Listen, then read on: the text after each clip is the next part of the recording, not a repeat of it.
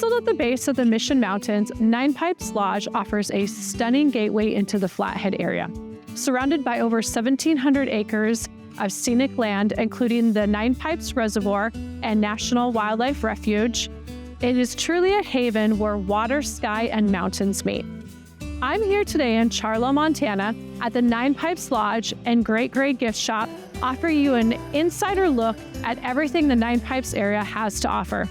I'm Katie Amontes, your host at the American Dream TV, and welcome to Big Sky Country.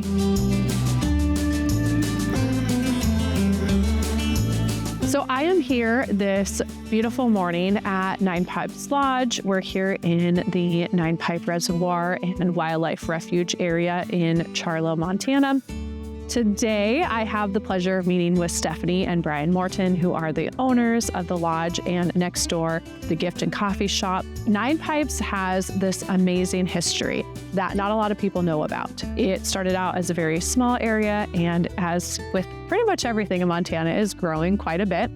Why don't you tell us a little bit about that history of the lodge and the area? Yeah, I think to understand the lodge and its roots and where it is now and kind of the direction we want to go, I think you have to understand it's all rooted in basically wildlife and nature. And if we go way back, like glacial period, 10,000 years ago, the glaciers have pushed down from the north, and this is about as far as they've gotten. They form these mountains here, they retract and form, and as they melted off, like the final time, they left these like chunks of ice that get like divoted into the earth, and those things finally melted, and when they melt, they create this pond. And there's across the valley we have thousands of these ponds, but right here around the lodge we have like a really high density of them.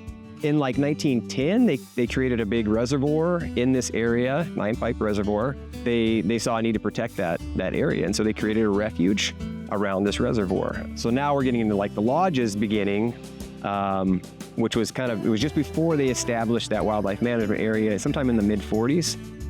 It was established by a couple with the family name of Allen, and I think they were sportsmen, and they said, hey, we love this area, we want to share it with everybody else. And so they created this sportsman's lodge that focused on fishing here in this kettle pond, but also the upland game hunting and the waterfowl hunting. And so it was basically like a roadside diner. They had fuel. They had a laundromat. The laundromat. So the gift store today, it started as like a laundromat, a campground. I think it had a little convenience store in the front of it. And it hasn't been that many owners since the 40s. I think we're the fifth owners. But it just kind of morphed from roadside diner into 25-room lodge, restaurant, bar. Gift shop, coffee shop, yeah. Gift shop. So we've got the museum next door, the Nine Pipes Museum of Early Montana. So yeah, there's quite a lot going on around here now.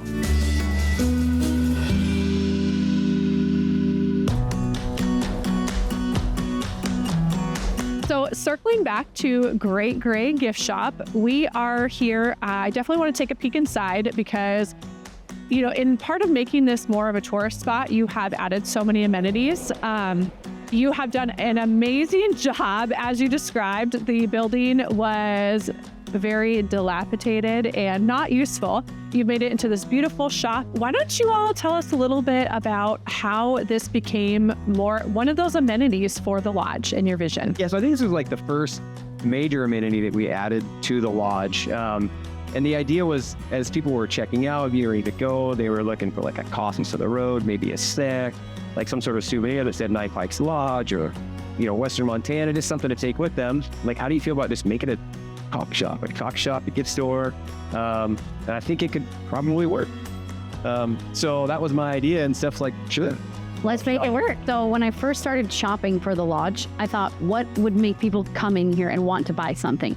First thing is huckleberry, right? Because if you're traveling to Montana, or even us Montanans like to gift people who are leaving or, come as a host. So I found somebody that could make huckleberry products for me. And so I went for a place in Kalispell. And then I thought, okay, one layer deeper is when I like to shop for things, I like it to be curated or maybe intentional. And so I don't just like to buy a gift. So I then started reaching out to people who were maybe local or regional that were artists. And you can go to these fairs and then from there just expanded.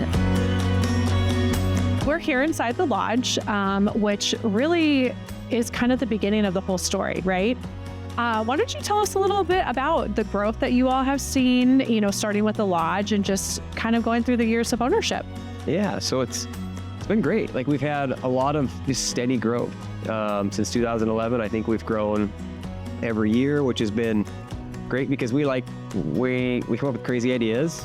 We like to build things and change things and just kind of keep making things better. Recently, we started a family 8 years ago already. I know. Not recently, it feels recent, but so ever since then, now we really can kind of see things from like the actual parents' point of view, and what would really appeal to us when we travel. They could play in the fire lookout tower, or they could explore the edges of the pond and really kind of connect with nature, right? Yeah, they get and still relaxing and connection. There's geese and muskrats and painted turtles out there, and it's just a great spot to just let them just be kids. We've been customers of the lodge. We have come here, and so it's really great for me to be able to see kind of the changes that you guys have all curated and created, and just really this destination, this nice spot, like you said, for families and guests. Thank you so much for taking us around and touring with us. Thank you for taking our viewers around. We appreciate you all for coming with us and joining this, and we'll see you next time on The American Dream.